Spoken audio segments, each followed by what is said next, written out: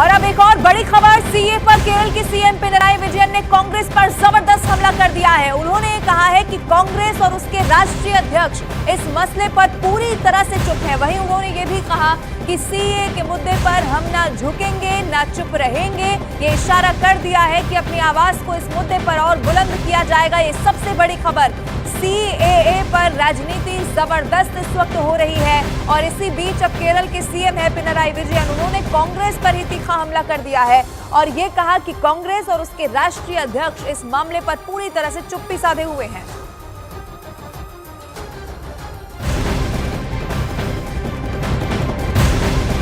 और केंद्रीय गृह मंत्री अमित शाह ने सीए का विरोध करने वालों पर जबरदस्त हमला बोला है। साथ ही अमित शाह ने विपक्ष पर सीएए को लेकर भ्रम फैलाने का भी आरोप लगा दिया है और उन्होंने साफ कह दिया है कि किसी भी हाल में अब सीएए वापस नहीं होने वाला है। और एक बार फिर से देश की जनता को यह बताया कि सीए किसी की नागरिकता छीनने वाला नहीं है। एंटी मुस्लिम कैसे है कि आप सिर्फ मुसलमानों को एक उसको आपने क्राइटेरिया बना दिया, ये मैं वो कह रहे हैं। क्राइटेरिया ये बना है कि जिस पर धार्मिक प्रताड़ना होती है इसको देंगे। और अगर वो मुसलमान, और भारत के पुराने हिस्से से मुसलमानों पर इसलिए धार्मिक प्रताड़ना नहीं हो सकती कि तीनों देश घोषित इस्लामी स्टेट है। कौन करेगा धार्मिक प्रताड़ना? कौन करेगा इस्लाम के अनुयायियों के साथ? ये तीनों देश घोषित इस्लामिक स्टेट इनके नाम के अंदर है, इनके संविधान में है। सीए का कानून कभी वापस नहीं जाएगा और भारत की नागरिकता सुनिश्चित करना ये भारत का विषय है, भारत की संप्रभुता का निर्णय है। इसके साथ हम कोई कॉम्प्रोमाइज नहीं कर सकते।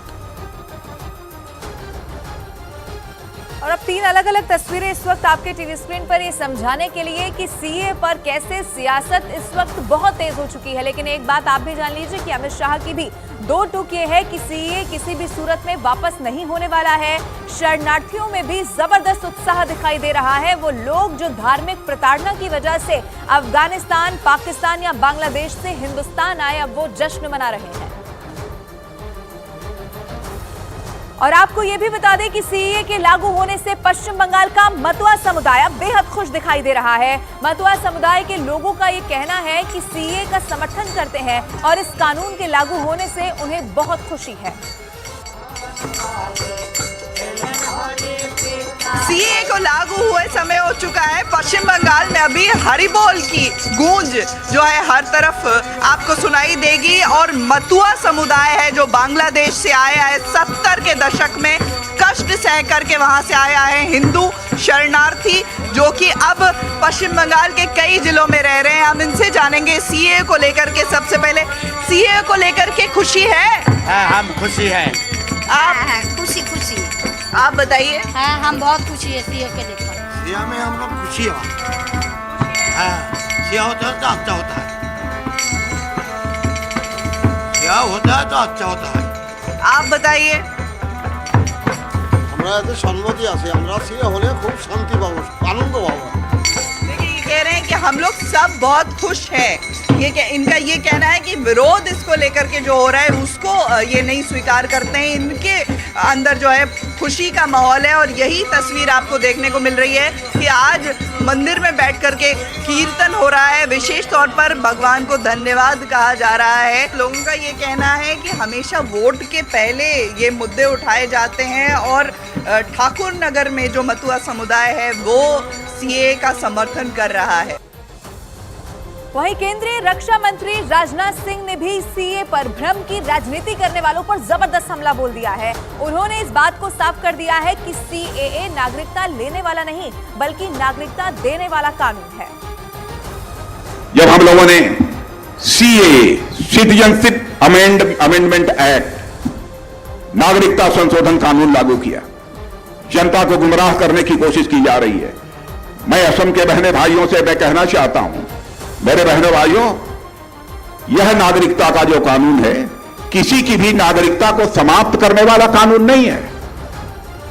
यह तो नागरिकता देने वाला कानून है। चाहे पाकिस्तान हो, चाहे बांग्लादेश हो, चाहे अफगानिस्तान हो, जिनका वहां पर अपने देशों में धार्मिक उत्पीड़न हो रहा है, ऐसे ईसाई, सिख, पारसी, जैन, बौद्ध जो भी होंगे, हिंदू, जिनका कि इन तीनों देशों में धार्मिक उत्पीड़न हो रहा है, यदि वह भारत आकर भारत की नागरिकता लेना चाहते हैं तो इस कानून के अंतर्गत उन्हें भारत की नागरिकता मुहैया कराई जाएगी।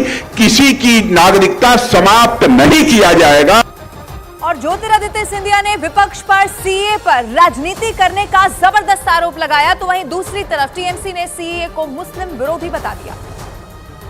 हर एक भारतीय नागरिक को अपना पूर्ण प्राथमिकता मिले, हर एक भारत के नागरिक को अपनी पूर्ण नागरिकता का प्रमाण मिले।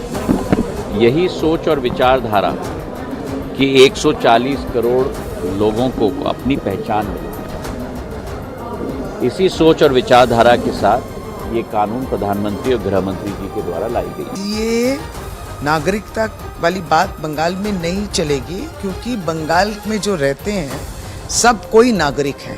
किसी को दोबारा नागरिक बनाने का अधिकार नहीं। ये नागरिक हैं देश के संविधान अनुसार, जो पहले कानून था उसके अनुसार। ये जो अमेंडमेंट द्वारा जो सीए है, जो लोकसभा सामने चुनाव है, आप जो भारतवर्ष की जो समस्या है उसका समाधान नहीं है, तो आप सीए लेके अब एक नया खिलौना लेके खेल रहे हैं। केरला ने समर्थन किया, क्योंकि केरला भी ये बात समझती है।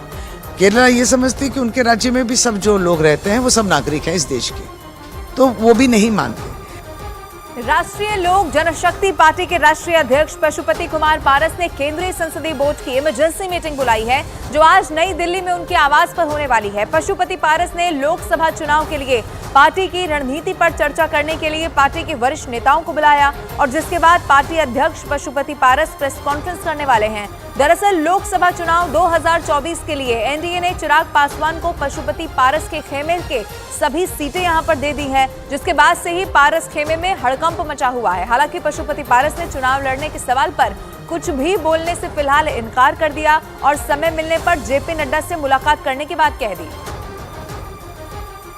अब आरएलजेपी के राष्ट्रीय प्रवक्ता श्रवण कुमार अग्रवाल ने पीएम मोदी पर पूरा भरोसा जताया है और ये कह दिया है कि बिहार में सीट शेयरिंग पर बातचीत चल रही है, सम्मानजनक स्थिति की पूरी उम्मीद है।